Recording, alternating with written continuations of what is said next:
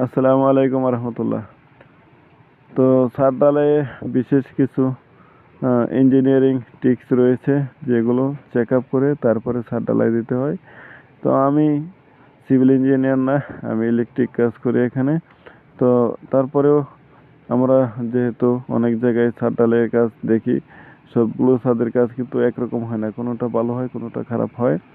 তো আজকে ছাদ ঢালাইয়ের সময় আমাকে এখানে উপস্থিত থাকতে হচ্ছে, যেহেতু পাইপগুলো অনেক সময় জয়েন্ট ছুটে যায়, সেগুলোকে তাৎক্ষণিক রিপেয়ার করে দেওয়ার জন্য। তো আমি সাজেস্ট করব, যারা বাড়িতে বিল্ডিংয়ের কাজ করবেন, এই কাজটা দীর্ঘস্থায়ী কাজ।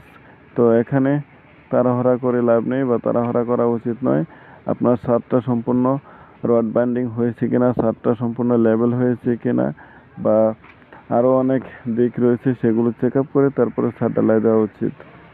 তো অনেকে তাড়াহুড়া করে বা বাড়িওয়ালা টাকার গরমে খুব তাড়াতাড়ি কাজটা যাতে হয়ে যায়, সেই জন্য মিস্ত্রিকেও প্রেশার দেয়। তো আমি বলবো, তাড়াহুড়া শয়তানের কাজ, এর থেকে